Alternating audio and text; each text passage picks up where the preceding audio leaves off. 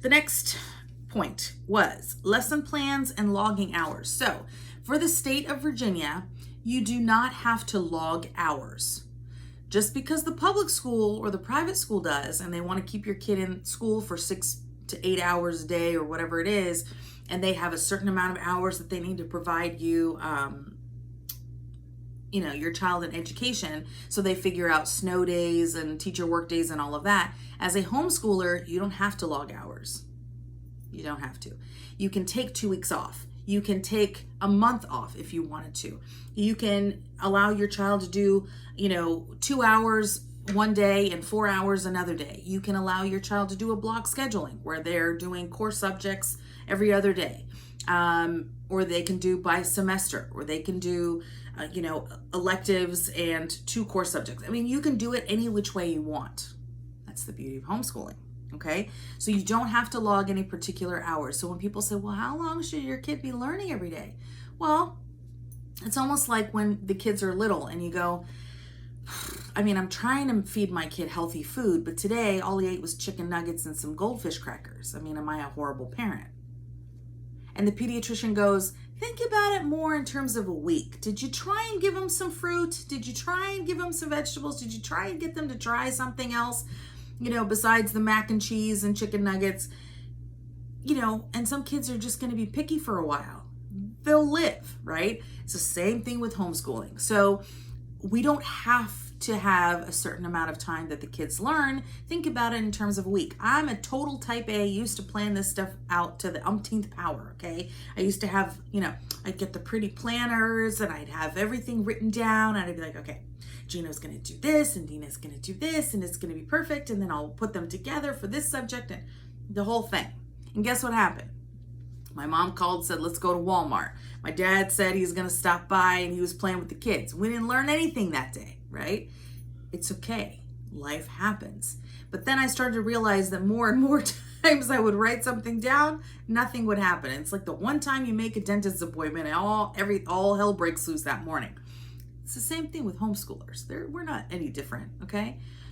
But I learned that if I wrote it down, it wasn't going to happen. So I get, a stack of curriculum, workbooks or whatever, and I plan out their week, what I wanted them to accomplish. Some days we didn't get anything done, and some days we got more done, right? But I guarantee you, throughout the school year, your homeschooler will learn way more than the public school kids. Why? Because there are no distractions. Well, there's life distractions, but in general. You don't have to stop class because Timmy's, throwing spitballs at the wall, right? There's no assemblies and pep rally junk. There's none of that, right? So it's quality entertainment or quality fun with the family or with friends or whatever. And then there's education time where everybody's, focused on their stuff. So you don't have to worry about that, at least in terms of state requirements. You have a lot of freedom there. But you can plan if you want, and there are ways to organize. And again, that's one of the ways that I help you organize that works for your kids and your family. Like, for example, some kids like those little craft carts with the drawers, and they'll have, Monday, Tuesday, Wednesday, all the days of the week. And they know, okay, today's Tuesday. I go and I grab my Tuesday supplies, materials, whatever, and I sit down and I do my work. If I need mom's help or dad's help or whatever, okay, fine. But I have my activities. The older kids, they know, they log on or they, do a mixture of textbook work and online work or whatever it is. They can go and they can access their stuff. Even the little kids, they go, where's your little cubby, your crayons, your this, your that, your coloring paper. If you're busy with the older kids and you tell your little 4-year-old, okay, well, this is your coloring time, go grab your coloring supplies. They know exactly where it is. They go and they grab it and they sit in their little corner and they color, right? That buys you 10, 15, 20 minutes of time so you can get one of your other kids situated, all right? So there's lots of different ways that you can organize your homeschool. Lots of people ask if they have to have a designated place to homeschool in your house. No. It is the public school mentality that says you have to have a specific desk and a chair and all your kids have to look like they're at school in order for you to function as a homeschooler. That's indoctrination, not education. And the only people that I hear this from are people not who went to private school and not people who were homeschooled. It's from public school parents. We grew up in the public school system, so now we're thinking we're not good enough. We can't teach our kids. We're not smart enough. What does that tell you about the very system that you're fighting for? If you think you grew up in the public school system, you don't remember anything about algebra. You don't remember how to add mixed fractions. When was the last time we used that stuff, right? We don't remember. And so now when it comes time to fight for our kids, we go, we got to get them in school. They need to be in school. Why? So they can not remember all the stuff we don't remember? That's the same system we're fighting for, right? And so when you're thinking about your school situation at home, don't think that you're going to replicate school. It kind of defeats the whole point of you homeschooling. You could be at the dining room table. One kid could be in the living room. The other kid could be in the kitchen with you. One kid could be, sitting in the home office while you're doing your work, and they have their little desk space, right? I know one family, that's exactly how they are. Mom and dad work from home because of COVID and everything else, and they put their kid at their own desk in the same office. They all have like a whole, co-working space. And if the child has a question, mom and dad are right there and they can help out, okay? Again, how do two parents, I'm kind of leading one into the other. How do two parents who are home but working, how do they manage? Or how does one parent who's home working manage to homeschool? That's how you do it. Where there's a will, there's a way. You ping pong back and forth. Regardless of whether you're in an office or you're at home, I have hair on my face. You know that you're going to stop and you're going to have a coffee break. You're going to go to the kitchen, you're going to grab something to eat. You're going to stop and make a personal phone call during your day. Okay, take 2 minutes and help your kid move on to the next subject. It's not that hard. Where there's a will, there's a way. And if something is more difficult, more challenging, and the child needs your attention, then put it off till the afternoon, or do it on your lunch hour. Or guess what? You can do it in the evening, or you can do it on Saturday or Sunday, right? So there's no, rule as to where the kids need to be. One child is really fidgety, so he's sitting, on one of those, what is it called? Not stability ball, fitness ball, those big ones that you bounce on. So the kid's sitting on that and he's doing his work, right? Or he's listening to an audio book, or he's watching an educational video, or he's doing his little, math, whatever. But every time he does an equation, he's bouncing a few times, right? Whatever works. There are no rules. Whatever allows your child to thrive and learn and get through their lessons. Okay, a lot of parents say, well, I'm not organized. I'm not patient enough. What parent is patient enough? We're not patient. We have times where our kids really test our limits, right? We have kids who like to negotiate and like to give us a hard time. I went through a really rough stage when my son was little, and now he's 14 and he just likes to irritate me, his sister, everybody else in the house, right? He's just like that. That's how he has his fun. He gets bored, he gets off the computer, he's got to go find somebody to go bug, right? It's like that. The kids, all of a sudden, I'll hear them upstairs and they're doing some pillow fight, or he went in her room and now she's screaming, and it's a whole thing, right? That doesn't end. It doesn't stop just because you're homeschooling, but sometimes you have your parent hat on, and sometimes you have your teacher hat on. Welcome to parenthood, okay? So when people say, well, I don't think I'm cut out for this. Were you cut out for parenting? Maybe, maybe not, okay? So there is no right or wrong answer. You just make do. Maybe you are totally impatient when it comes to certain subjects, but your husband is really great at those subjects. Maybe grandma or grandpa is really great at certain subjects. So you fill in the gaps where you need, you ask for breaks, you outsource certain subjects or whatever. If your child is really struggling, you may want to pay for a tutor. You may want to get another class for your child, or you want to, look into a co-op or something like that. The point is that you are never going to be well equipped. We never have enough money. We never have enough space. We never have enough patience. We never have everything that we want to provide our kids, but we're going to do it anyway. Okay. And do you have to be organized? Like I said, you don't have to be organized. There are plenty of parents who, I remember when I first started homeschooling, super organized. I told you I wrote everything out and I liked it all planned out and whatever. And if I'm going to a park day, I still look like this. I might not wear a dress, but I still look like this, right? So I'd show up to other homeschool, families or whatever, and they all kind of look at me like, where's she come from, but that was me. And they didn't wear makeup and they were super, super casual. And I was like, oh my God, I stick out like a sore thumb. Now they're homeschoolers of all different backgrounds, all different types, all different, philosophies and appearances and all kinds of stuff, right? There's no rule. But I remember coming across some families who said they were unschoolers. And I was like, unschoolers? What is that? And I figured it out. I learned. So there is some kind of affiliate with what they teach their kids. So a particular curriculum or a co-op or whatever. I never had any of that because I didn't use anything particular. But unschoolers are families who try to do everything the opposite of what the school does. Unschooling, right? So they aren't very organized. They like to do a lot of outside learning. Their kids would rather, go on a hike or a nature walk than to sit down and read a science book. They don't do lesson plans typically. Their parents are not very organized. They don't have things where kids have to, have all of their lessons squared away. They don't.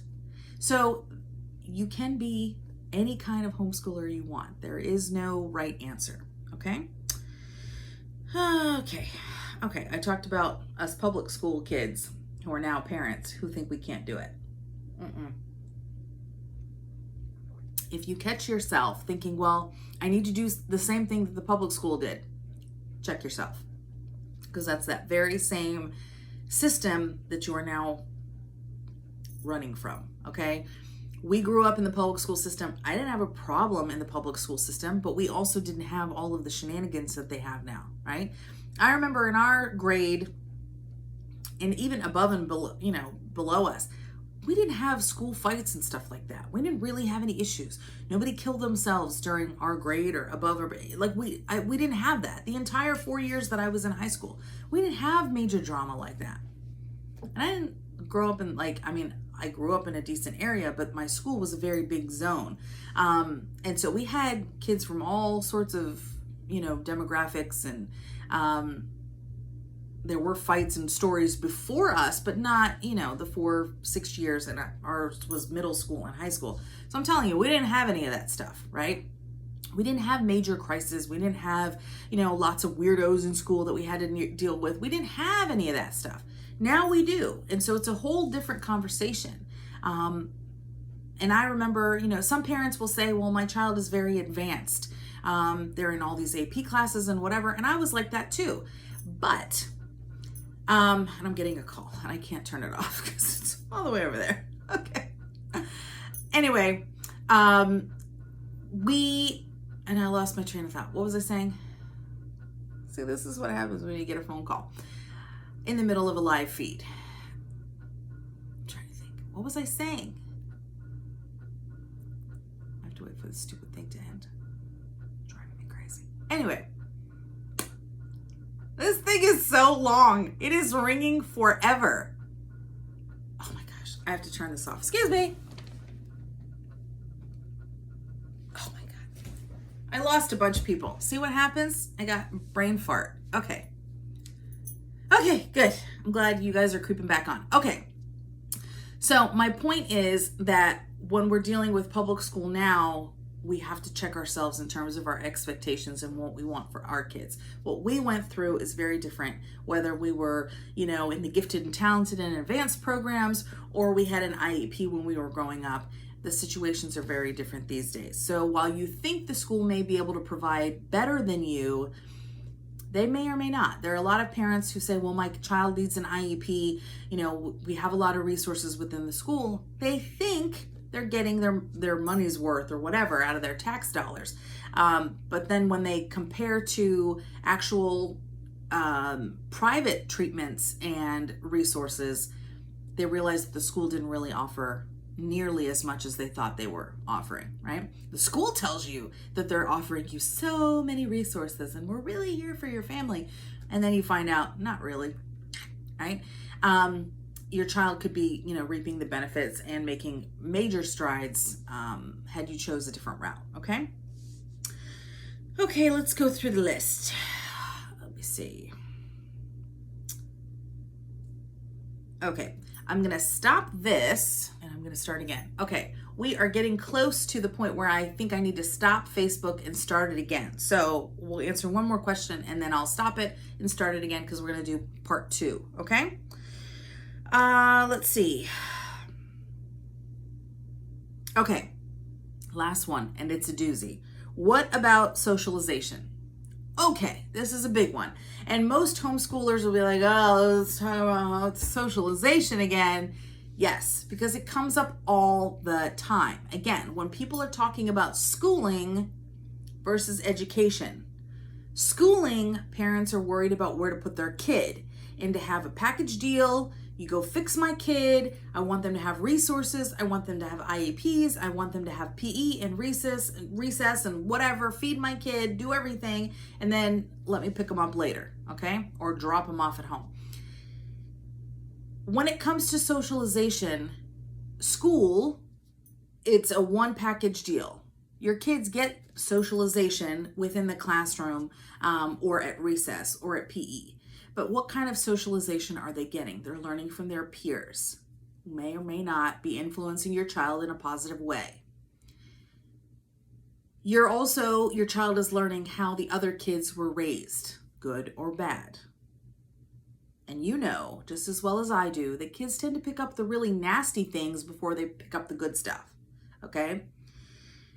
In addition to that, it's quantity, not quality. So they don't have the opportunity to have really in-depth conversations with their BFFs in 4th grade. They don't have that opportunity, okay? You have to spend time outside of school in order to make those friendships happen. Well, I was really good friends with my, 4 friends in junior high. Okay. But it was the times that we spent outside of school that allowed me to really build those friendships.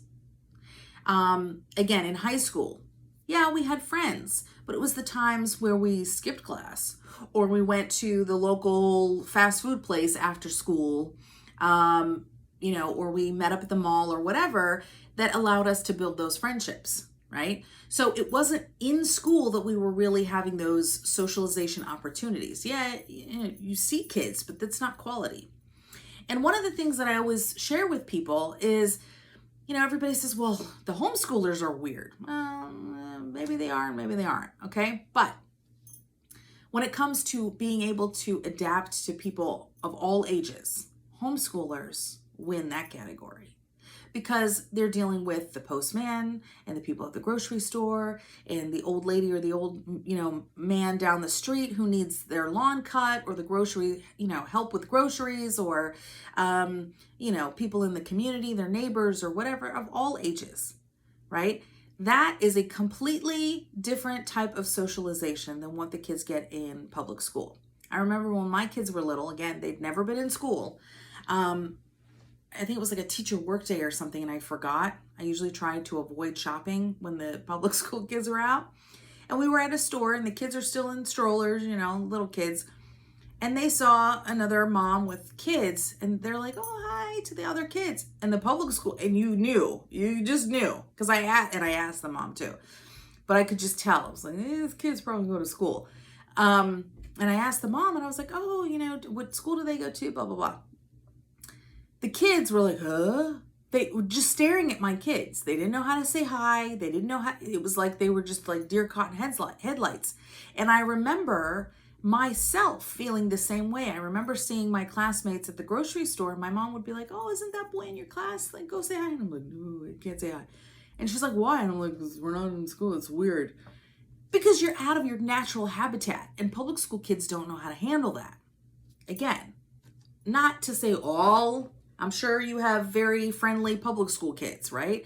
But in general, that happens more than not. But homeschoolers deal with everybody. And everything is a socialization opportunity. Everything becomes a teachable moment. So when you're thinking about socialization as a homeschooler, you have to be more proactive about it. Okay. Not that it doesn't happen. It's quality versus quantity. So if I know my children, and this is another question on here too, if I'm introverted, but my kids are extroverted, then I need to think outside the box, push out of my comfort zone, distractions, push out of my comfort zone and do what my kids need. So if my kids are lonely or they want to make friends, I've got to post on the Facebook groups, on our, in our homeschool community and say, hey, play matchmaker.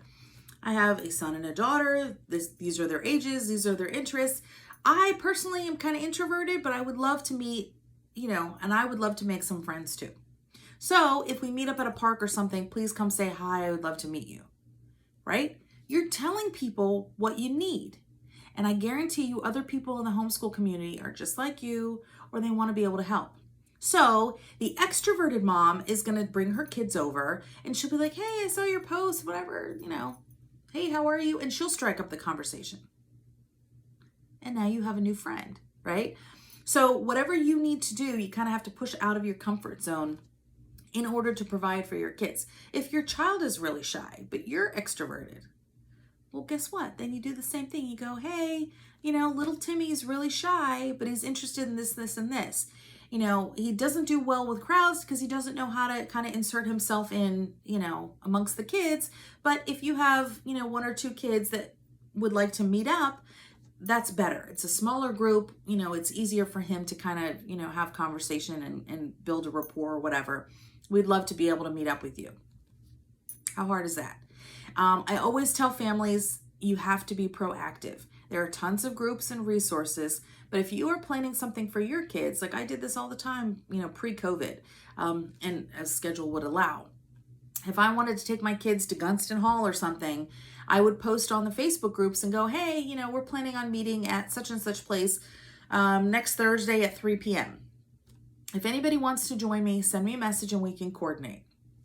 That makes it easier than trying to coordinate online. And not only that, for safety reasons, you don't want everybody knowing, where you are, who you are, that kind of thing. Okay?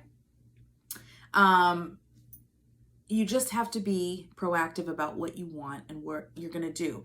If you're already going to do things with your kids, then why not share it, give other people an idea, and at the same time, maybe make some friends. Okay?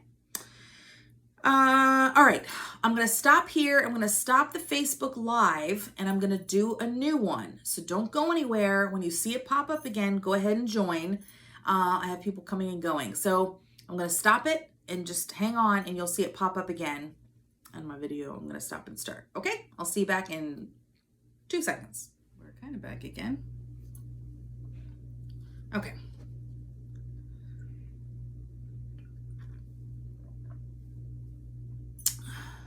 Hello, hello. We are starting our second session, part 2 of our Q&A today.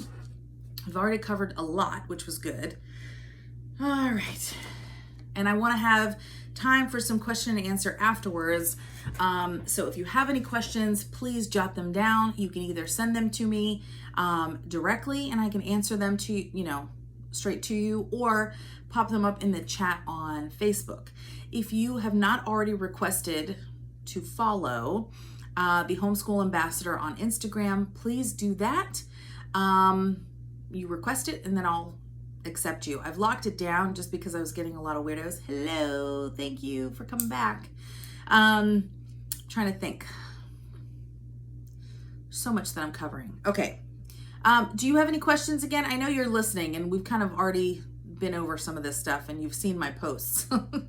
So if anybody has any questions, just pop them up on the screen, but I'm filming this as well. I'm going to have a good time editing. It's going to be fun. Okay. All right, I'm going to get into it again. Let me just make sure I've covered everything. Made good progress. Okay.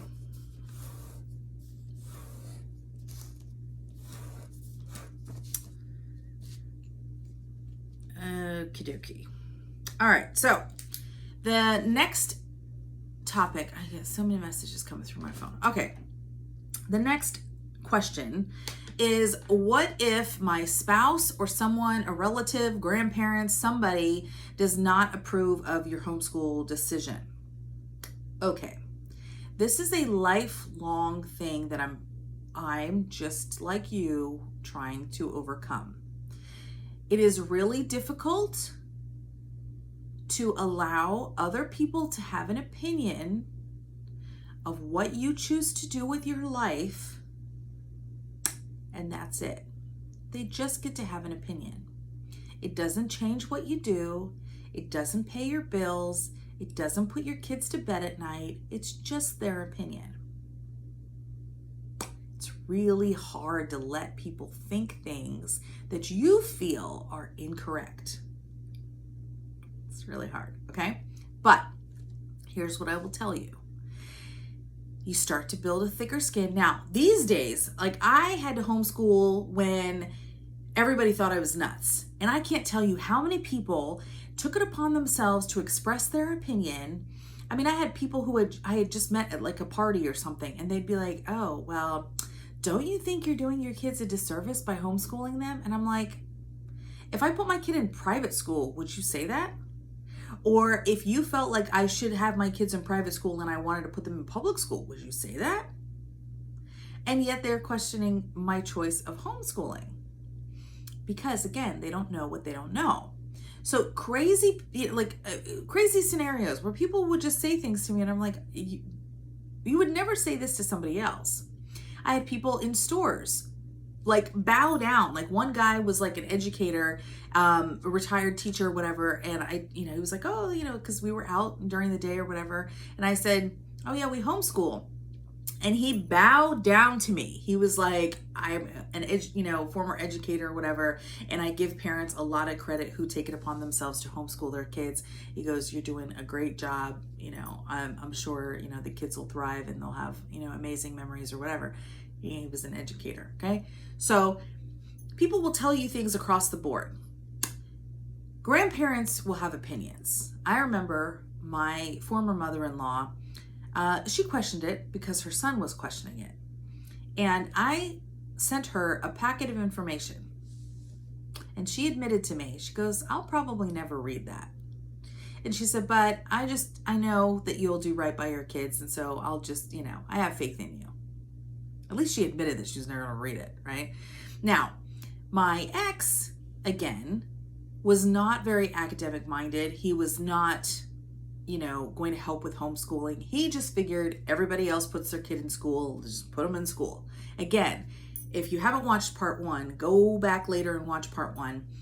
That's the conversation, schooling versus education. Do you want your kid to just be in school, or do you want them to have a quality education?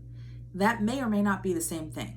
Okay, I wanted my kids to be able to love learning, to have an interest, to be able to work at their own pace, not get burned out. I wanted them to be able to finish the textbook if they wanted to, instead of carrying it on their back. And then I found out we live in a county where they don't even give the kids textbooks. So I was telling you, education is weird these days. Or schooling is weird these days. Okay, so what do you tell the parent or the person or the grandparent or the random stranger if they are challenging your homeschool decision? Okay, well, just off the cuff, I would say, I know that you probably think you're doing a great job at convincing me, but we've already thought long and hard about this, and I've done my research, and I think this is the best plan for our family. We may revisit it in the future, but for now, this is what we're going to do, and we're happy about it. You're welcome to experience it with us, or I can share information about it with you, or I can send you pictures of all the activities that we're doing. We'd love to have you, kind of look in on what we're doing and all the fun activities that we have planned. But we're not going to change our decision, right? And they go, oh, okay, well, I wasn't trying to convince you. I wasn't trying to, and then they start backpedaling because they realize they kind of opened their big mouth, okay?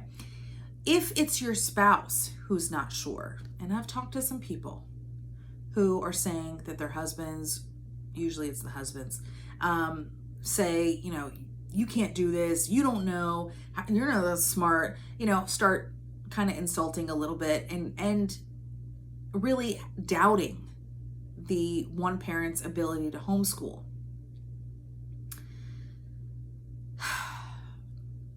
Those are conversations, and I can hear it when I talk to people. And that's a whole different, that's my different hat when I put that on, and I hear it in somebody's voice. I hear it in a woman's voice when she goes, he's telling me I can't do this. I really want to do it. And I know that, we've decided that we should, get the kids out of public school, and we can't necessarily, afford private school, or we can't, we're on a long waiting list or whatever. I really want to do this, but he's telling me I can't do it, or he doesn't think I can, or I'm not smart enough for math or science or whatever. So here's what I do. I ask them, is he willing to help? No, he thinks this is like my thing. He's working. He doesn't have time for this. Okay. Usually that's the case, right? They're not interested. They just want to project their own stuff onto you. Okay. So here's what I suggest.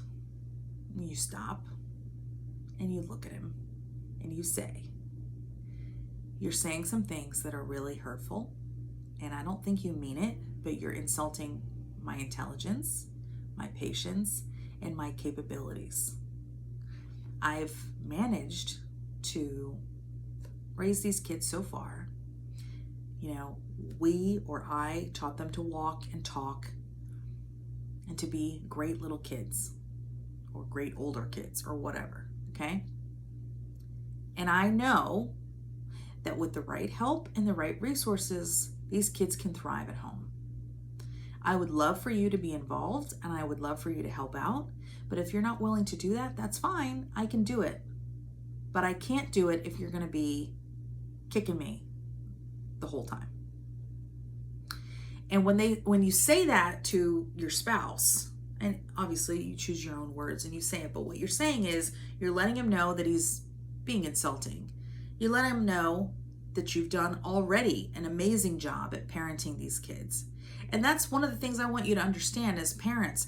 We already taught them how to walk and talk and be little humans. We taught them how to read, in the process of, right? You're teaching your kid already. You're influencing them. You are your child's first and forever teacher. Your child will always come to you to learn, whether it's about relationships or finances or how to build a house, whatever. They'll come to you. And so if you think that you can't homeschool, that's a whole lot of doubt there, and it's coming from somewhere. But it doesn't mean, it has nothing to do with lack of resources, it has nothing to do with lack of effort. That's deep, and it's coming from someplace else, okay? So if your spouse is someone who is coming at you that way, or just has doubt, look, I get it. You have doubts. I have doubts too. But I can share with you the same stuff that I'm learning and the same information that I'm getting from, XYZ. And if you'll listen to it and you'll watch it or you'll read it or whatever, great, then we'll be on the same page. But if not, then when I share with you, then you have to take my word for it and just kind of, watch and observe and just be supportive. I don't want you to question the kids and start quizzing them. That's not what this is about. This isn't a test or a competition to see if mom can screw up the kids, right? And so you can have that candid conversation with your spouse. And I truly hope, because if you watch part 1, I work with a lot of divorced people. It's one of the reasons why I became a divorce recovery coach, because I went through a lot of the things that I went through without support, without guidance. I had to learn the hard way. And I even had friends that I met through homeschooling where I always looked at them and went, oh, they're married, they have this, they have that. I'm going through my divorce and I don't have, they can't relate to what I'm going through and all of that. And then a few years later, after I went through my divorce, I found out that a couple of them were now then going through it. And it was heartbreaking. I always feel bad when families break up, especially homeschool parents, because you want it to work, right? And it's rare in the homeschool community, but it happens. And so, that's not to say if your spouse is not on board with your homeschooling that you're destined for divorce. No, it just, sometimes there are other issues within the marriage, and sometimes that, homeschooling is just one of the issues that they pick on. So if you have an issue there, please always feel free to reach out, and I can help you kind of navigate conversations or kind of help you. Okay? All right, next one. What do we do when both parents work? Well, in our county, in our state, a lot of parents work. And I mentioned in the previous session what you can do if parents are working from home. But if two parents are working outside of the home, and I've had this conversation with a few parents in the last week, it is not easy. It becomes a conversation similar to what you had maybe when the kids were little and they were daycare or preschool age. Who wants to really work outside of the home? Who makes more money? Who can sustain the household bills? And who really just wants to be out of the house and not stay home with the kids? For example, sometimes mom says, I don't want to be home. I want to go back to my career. Okay, but she's taking that money that she makes and literally paying a mortgage payment on daycare or preschool. So she's really working just to be, to maintain her career and her, status or whatever. And the money, there's no benefit of income. It's literally just paying for the daycare or the preschool. Okay. So you have to think about the family's priorities. Is it easy? No. Is it without sacrifice? No. I don't know any homeschool family that is not sacrificing in one way or another. Sometimes people decide to move. They literally sell their house, they move to something smaller, and they homeschool, and they go, this is what we're going to do for this amount of years, right? Until the kids are out of school, and then we'll pack up our stuff and we'll buy our retirement home, or we'll buy our whatever, our lake house, or whatever it is that we want. They give themselves a goal and they go, okay, we're willing to live in a smaller place. We're willing to sacrifice XYZ right now while the kids are in school so that we can raise our kids the way we want, and then we'll have the golden years that we want. Then it'll be the time to do the other stuff. So it is not easy. Some of these parents are on wait list after wait list after wait list because instead of preschool, now they're willing to pay for private school because both parents work. I can't tell you what to do. I just know that it is going to be difficult. It is easier when the kids are older and they can do independent work. It is possible, but they need to be responsible. They need to have good time management. They need to be able to do independent work. And then you can check on them in the evenings or the weekends or whatever and sit down with them and help them with, their lessons or extracurricular activities or whatever. Again, it also helps when the kids are older. So maybe one child can drive, and so they can take the other kids to their co-op or extracurricular activities. They can do classes and things like that. It just depends on your kids. You know who you have as children and who's mature and who's responsible and who isn't. That's one of the things that we talk about during a consultation. So I can figure out what your options are. If you're telling me your kids are just 3 7-year-olds and both of you work outside the home, then yeah, we're going to have a different conversation. Is it possible? Yes. It's just going to take some tweaking. Where there's a will, there's a way. Okay. It's not easy. That's not the ideal scenario for two parents to work outside the home. But again, it's a matter of priorities. If you are really set on your kids not being in public school and you can't necessarily afford private, something's got to give. And again, you have to decide, is schooling more important or their education? Is their overall well-being and their sanity more important? Or is it, being able to do XYZ with the additional income, right? Everybody's got different priorities. Some people really want that boat. Some people really want to eat out 5 times a month. For a family of 6. I don't know. Everybody's different, right? So I can't decide that for you, but I can give you some food for thought and allow you to have a really honest family conversation. Okay? All right. Okay. Can grandma homeschool? Okay. So some people were saying, yes, we both work, but can we still homeschool? Yes, you can. So another way is where grandma or grandpa or an aunt or an uncle or somebody wants to oversee the kids and their studies. You can absolutely do that. How do you do that? The mom or the dad is responsible, whoever files the notice of intent is responsible for the child's homeschooling requirements. So the state or the county doesn't need to know exactly how you're going to do it. Doesn't need to know that grandpa's coming on Tuesdays and Thursdays to teach such and such subjects. They don't need to know that you're paying a tutor from such and such, business to come teach your kids, core subjects. They don't need to know all of that, okay? And it might change and probably will change throughout the school year, which again, one of the ways that I work with people is to help kind of tweak and adjust things, especially throughout the first year, but sometimes even longer than that. So you as the parent are ultimately responsible for your child's homeschool requirements. You're filing the paperwork, you're keeping the records, but the day-to-day lessons, maybe grandma's handling it, and that's okay. Okay, so if that works for you, then that's fine. However, that's a whole different conversation. And sometimes I need to talk to grandma because grandma tries to pull the grandma routine with the kids.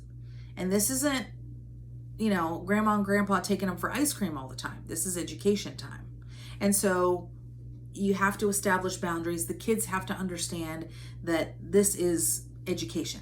This is school. This is their job. This is what they're meant to do. And this is a goof off time. They need to respect the people that they, authority. They need to respect their elders. They need to listen to rules. And, during school time, we don't have electronics out, or we don't go and watch cartoons or whatever, right? We have a 1 hour break for lunch and playtime outside, and then we got to go back in and get back to work.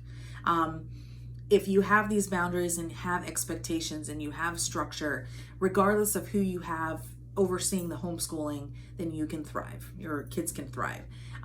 Sometimes it takes a little, especially when it comes to grandparents, because they handle things differently. Okay. Speaking from somebody whose mother used to sneak the pacifier to the, 4-year-old, 5-year-old when I was trying to break him of the pacifier. I'm just telling you, sometimes grandparents, they can hinder more than help. Okay. Okay. What if parents are divorced? This is another one. More and more families are dealing with, divorce. Parents are divorced. So how do they do it? If you can agree to homeschool, again, that's one of those things. I hope that you can have an amicable situation where you can communicate with you and your spouse. But sometimes it's not all that great. I don't know what to tell you in terms of, all of that. Sometimes you're just going to hit a wall and you're not going to be able to get the educational outcome that you want. Some parents are really great and they understand, they're on the same page in terms of, pulling their kids out of public or private school, and they're willing to kind of work together. Again, it depends on your visitation schedule. So if you're week on, week off, that tends to be better because you're dealing with, like I said, in part one, you can talk about, handing the kids and organizing their lessons by the week, not necessarily by the day. Okay, so if that works, then you go, all right, mom handled the lessons and she's doing the lesson planning. Okay, now dad has, this packet for Timmy and Susie and whatever, and he handles that on his week.